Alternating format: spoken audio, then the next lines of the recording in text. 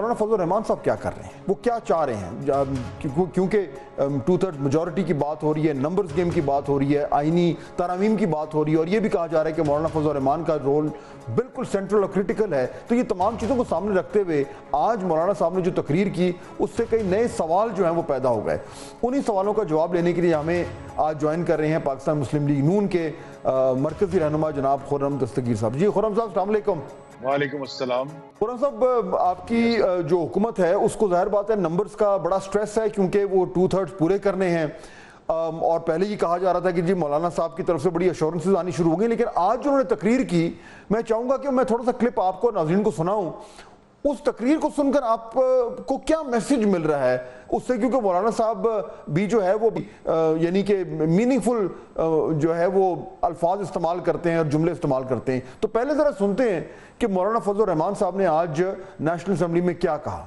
ہمارے ہاں ادارے اور اداروں کے بڑے وہ اپنے ایکسٹینشن کے لیے فکر مند ہیں, اپنے اداروں کی اصلاح اور تقویت کے لیے فکر مند نہیں ہیں. ایکسٹینشن کا عمل اگر فوج کے اندر ہے تب بھی غلط ہے, اگر عدلیہ کے اندر ہے تب بھی غلط ہے, اگر سول بیوروکریسی کے اندر ہے تب بھی غلط ہے. میں برملا اس بات کا اظہار کرنا چاہتا ہوں کہ اس حوالے سے ہماری پوزیشن بالکل واضح ہے. ہم اپوزیشن ہیں, اس پر اپوزیشن کا کردار ادا کریں گے, اور کبھی ہم اس ملک کے اندر ایک غلط روایت کی بنیاد نہیں ڈالنے دیں گے. تو خرم صاحب, مولانا صاحب بالکل واضح الفاظ میں کہہ رہے ہیں کہ ہم اپوزیشن ہیں اور اپوزیشن کا کردار ادا کریں گے. تو پھر کیا ہم یہی سمجھیں کہ اب وہ اس نمبرز گیم میں آپ کا ساتھ نہیں دے رہے؟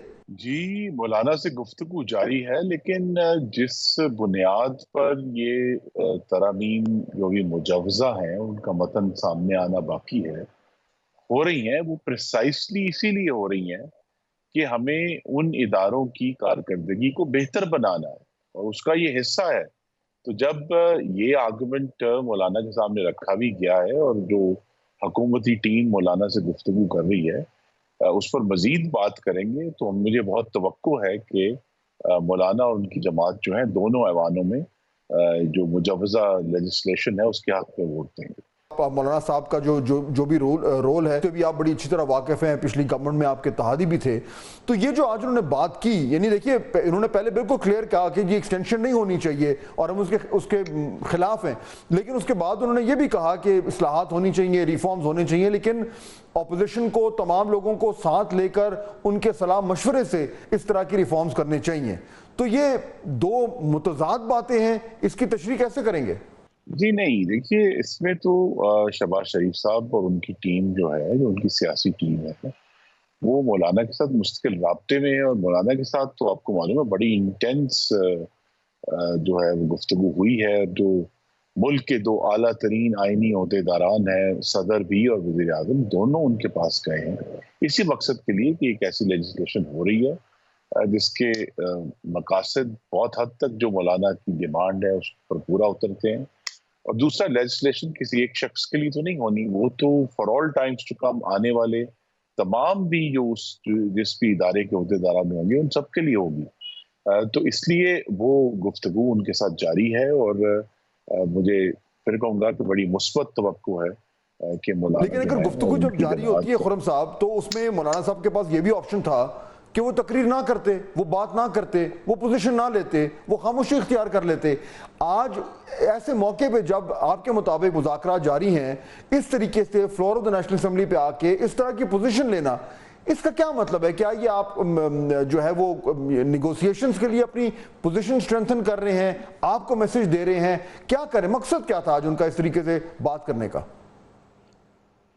یہ مولانا بہت اب کونا مشق اور زیرک سیاستدان ہے, اور میں ان کا بہت جو ہے قائل ہوں ان کی فراست کا, اور ان کی جس پیرائے میں وہ بات کرتے ہیں کہ وہ اپنا مقصد سمجھانا جانتے ہیں. تو سیاست میں جب تک کوئی معاملہ ہو نہ جائے تب تک وہ نہیں ہوتا. دیکھیے, آپ کے ناظرین کو معلوم ہونا چاہیے کہ کوئی بھی جو قانون سازی ہے اس کا پہلا عمل جو ہے وہ یہ ہے کہ وہ مسودہ کابینہ میں منظوری کے لیے پیش ہوتا ہے.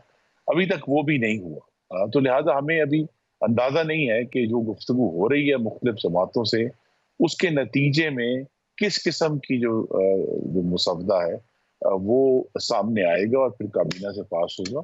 لیکن جو گفتگو جاری ہے اور حقیقت یہ ہے کہ جہاں لیجسلیشن لیکن مسودہ تبھی سامنے آئے گا جب آپ کی گورنمنٹ کو یہ اعتماد ہوگا کہ آپ کے پاس نمبرز ہیں. وہ نمبرز اگر مولانا صاحب آپ کے پاس آ بھی جاتے ہیں تو پھر بھی وہ کم ہے, اور ان نمبرز کو پورا کرنے کے لیے آپ کو پاکستان تحریک انصاف کے لوگوں کو توڑنا پڑے گا. اگر آپ انہیں توڑ رہے ہیں تو ظاہر بات ہے کسی انڈیوسمنٹ کی وجہ سے توڑ رہے ہیں, پریشر کی وجہ سے توڑ رہے ہیں. یہ تمام تو وہ چیزیں ہیں جو کوئی سیاست میں جن کو غلط سمجھا جاتا ہے. دیکھیے, جن کو تو سپریم کورٹ کے حکم کے مطابق تحریک انصاف کے غالباً 39 اراکین تھے, اس کے علاوہ تو باقی سب اراکین ابھی تک آزاد ہیں, یا انہوں نے جو ہے سنی اتحاد کونسل کا حلف نامہ دیا ہو. تو ہم خود ہی ایزیوم کر لیں کہ ہر وہ شخص جو ہے وہ جو ہم میں نہیں ہے وہ تحریک انصاف کا ہے. اس کو بہت سارے لوگ ایسے ہیں جو شاید اپنا فیصلہ فرق کرنا چاہیں, لیکن یہ سب جو صورتحال ہے وہ غالباً اگلے 48 گھنٹے میں کلیئر ہوگی, جب مسودہ انشاءاللہ کابینہ کے سامنے آ کر پھر دونوں ایوانوں میں پیش ہوگا. اور اسی لیے مولانا سے ریکویسٹ کی گئی ہے کہ 48 گھنٹے آپ کہہ رہے ہیں, 48 گھنٹے میں آپ کے پاس خبر ہے کہ آنے والا ہے؟ جی, میری یہ توقع ہے کہ اس وقت تک جو بھی حکومت کا مطلوبہ ہدف ہے وہ حاصل ہو جائے گا. باقی سیاست ہے, اس میں ویسے بھی پیشین گوئیاں کرتے ہوئے بہت احتیاط سے کام لینا چاہیے. بہت شکریہ خرم دستگیر صاحب.